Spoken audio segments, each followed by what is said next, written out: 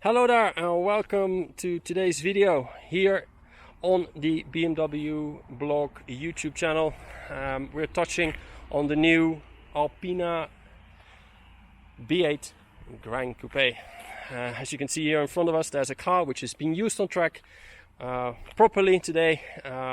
We've been driving it on the roads here near the Salzburg Ring in Austria, driving it on the Salzburg Ring as well. And yeah, you know, what a wonderful machine. I drove this particular one on track, another one on track which has a different brake kit. We'll touch on that in a few.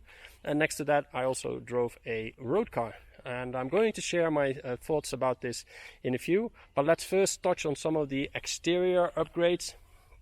As you can see, there's a front spoiler and a signature look on the front for this ALPINA B8.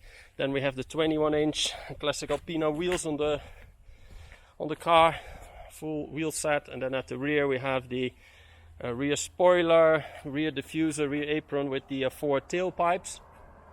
And then next to that I can mention that while the safety car from the racetrack here is driving by, that this car is really important for the US market, along with the XB7 and B7, and that the car will be available at market launch in Q3 this year. It's of course based on the architecture of the M850 Gran Coupe. Both cars are not exactly the same, but you know, many hardware and software is shared between the cars, and of course a lot of things are changed to accommodate you know, each model from either BMW or from ALPINA. In the meantime, you will see that the other street car is driving past in a lovely red color. So there are in total 3 B8 Gran Coupes here today. What else can I share? Interestingly, you can get the metallic paint finishes as a standard. There are also the special decal pack you can choose. You see all the striping on the sides and in the front. And then ALPINA Blue and ALPINA Green are available as a color option as well, which is really, really nice. So let's go also inside the interior, show you the engine, touch on the performance, and touch on the differences when it comes to the handling, suspension, wheels. There's a lot of little details that ALPINA introduced in this car. I'm going to run you all through those right now.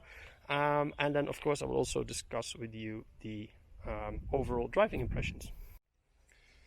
So before showing you the interior, let me show you the engine bay and the engine which is in there. Double pull, as we always do with BMWs and ALPINAs. And then here we have the V8 engine, the 4.4 liter V8, which has quite a lot of changes to it. Let me discuss that with you in short. First of all, 621 horsepower and 800 newton meters at 2000 RPM. So the you know, the amount of torque and the immediate push in your back comes at a really low rev range, and that is something we see with ALPINAs many times before. This is not new. Many of the other models, like say all the ALPINA models, have this particular unique characteristic feature. Car goes from 0 to 100 in 3.4 seconds, has a top speed of 324. We didn't reach that today. I think top speed we did was in excess of 250 kilometers an hour, something along those lines here on the straight. One of the straights here, the Salzburg Ring. The key difference with regards to the engine that is used in the M850i is the cooling system. The ALPINA cooling system has a serious amount of upgrades. First of all, it has one extra oil cooler, which is 121% bigger. Then there's 2 replacement intercoolers, which have a 45% bigger cooling surface. Then there is a improved cooling fan, and the water to air intercoolers are 50% bigger. So you have a considerably larger amount of cooling surface and cooling for this car. Additionally, there's an ALPINA engine cover, and the engine has a new stainless steel exhaust system, and the interior sound, so the ASD, has been tuned specifically, and ALPINA tunes that on the revving of the engine, not on the throttle input. That's an interesting characteristic. BMW does it on the throttle input, ALPINA does it on the revving on the engine, which is a different kind of setup for the sound design or for the for the fake exhaust noise in the interior, isn't it? How you want to call it. So in the meantime, we have the safety car leaving here as well with this lovely V8 noise, and I'm going to continue talking about the ALPINA V8 that is here in the front of the B8. Next to that, the gearbox has a bunch of hardware and software upgrades. It's strengthened and has an aluminium transmission oil sump. On the software side, gear changes are now 100 milliseconds, and it has been optimized with multiple downshifts. Has an optimized launch control, and which is interesting, and I didn't know that, that's news for me even, you have a gear indicator for all the different driving modes. With BMW, if you're in D, it doesn't tell you in which gear you are. With an ALPINA, it will tell you that. I didn't know that. That's really interesting. An interesting thing that they shared with me today. Next to that, what can I share more? They've tuned the X-Drive system, so to cope with the more torque that's going to the rear axle. There is a reinforced cardan shaft as well in the four-wheel drive system, which is quite interesting as well to see that they've improved that as well. And that's about it, and I think it's quite a lot on the performance side of things. And they're all, this makes this car considerably different to the 850i. This is a different package. This drives differently, this handles differently, and I will touch on this in a few. So what else can I say? First of all, the wheels, the classic 21-inch force wheels. In comparison to the BMW wheel, they save about 3.5 kilos. They went from 20 to 21-inch, and the reason they did that is then they have a higher sidewall to increase comfort and sportiness. Can also do a higher load index, running lower pressures, and therefore improving handling and comfort. Also, it raised the car a bit because of the interesting new cooling setup they installed into the car. The cooling, and especially the cooler at the front, is much bigger, and because they fitted a new front spoiler lip, they had to raise the car a little bit, and by doing a bigger wheel, they raised the car enough to make it all fit, which is an interesting way of engineering it. Never thought about that as a potential option, but it was really interesting to hear from them how they did that. Next to that, all the dampers have new hardware and new software around the car. And there are new springs, new rods, new arms, stiffening parts to the suspension have all been enhanced or changed to fit the setup that ALPINA wants to get out of this car.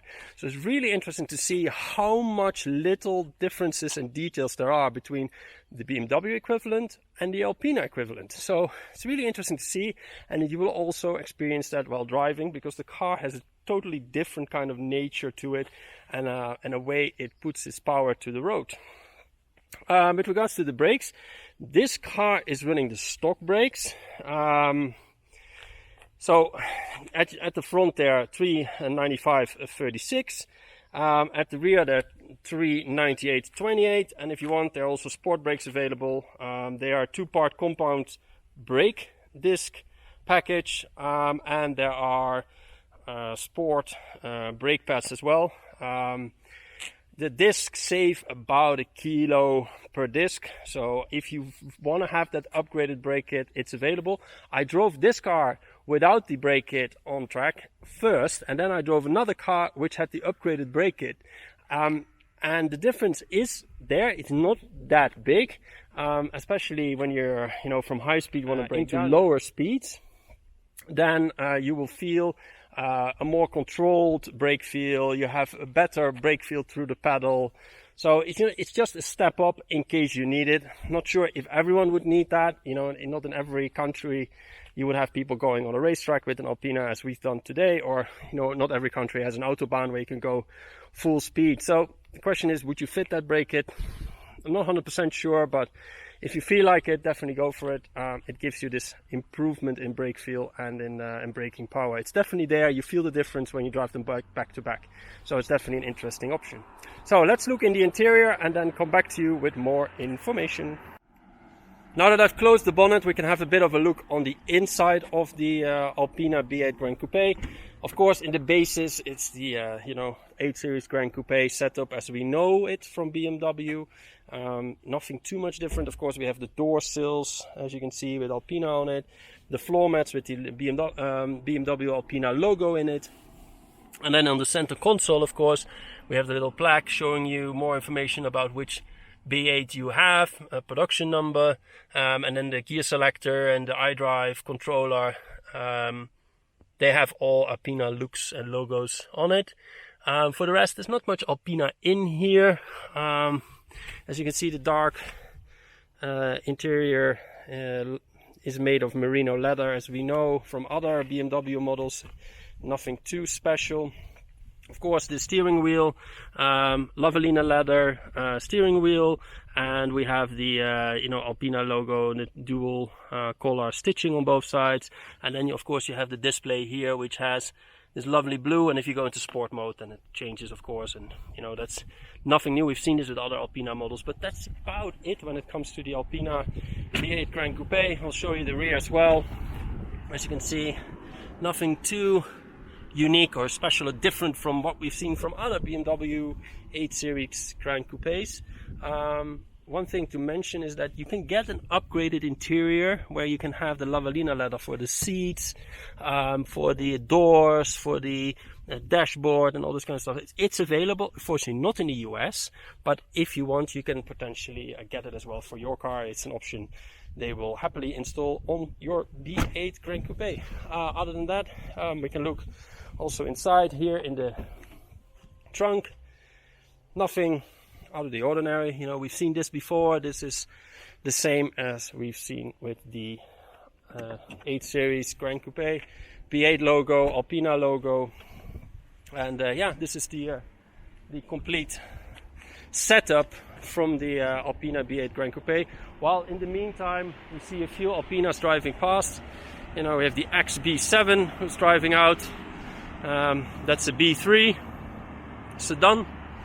And then we have the old XD4, it's not a facelift, and there goes the red B8 again, and there is a B5. So there's a whole group of cars going out for a little drive in the area. I've done that as well with the B8, and just to share with you what I think of the car, it's a true ALPINA.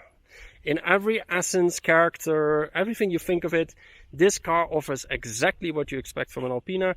It's this some kind of under the radar luxury and performance that we've seen in the B3 and in the B5 and in the B7, and this car offers that as well.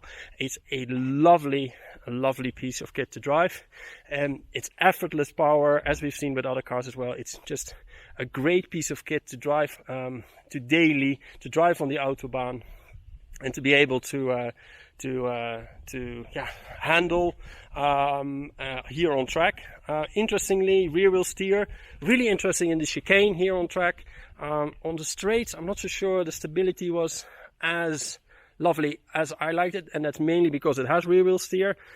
For track driving you might not want that, but yeah, it's on the car. It's quite a long car, so it helps you when you want to park or go into parking garages, all this kinds of stuff. So it's an interesting experience. Of course, the car is quite heavy, that we know that from the 8 Series. We've seen this with the M8, we've seen this with the equivalent from BMW, but it's so effortless in its power. It's so great in delivering the power and everything you expect from it. Great piece of kit. Again, a lovely ALPINA built in the true ALPINA style of low-end torque, and those additional things you acquire from an ALPINA to make that unique level of performance you don't get from a BMW. And yes, it's under the radar. Of course, you can take it without the stickers. You can take it in a different color. You can maybe even take the badges off, and then you have an ALPINA, and even nobody knows that you're driving something really special, because this brand only makes just over 2,000 cars a year, which is not a lot. We don't know how many B8s they're going to make, but a few hundred maybe. Maybe this year only like 100, 150. So you'll be driving a car which is extremely exclusive and in a lot of luxury and comfort, while also having that additional touch of performance, which is something that we don't see with many other manufacturers across the globe. Definitely not with this kind of exclusivity. So guys, I really enjoyed the B8. If you ever have the chance to drive it, go for it. It's a unique package. It's quick, it's nippy, it's comfortable, it's a wonderful place to be, and yeah, it's what we expect from an Alpina, and it couldn't be any yeah, I didn't expect anything else than what I got. This is what an Alpina is, should be, based on the 8 Series platform. Anyhow, have a nice day. I hope you enjoyed this video. I hope that you will check out our channels for other content, and I hope to see you soon back on the YouTube channel of BMW Blog. Thank you, and see you soon. Ciao.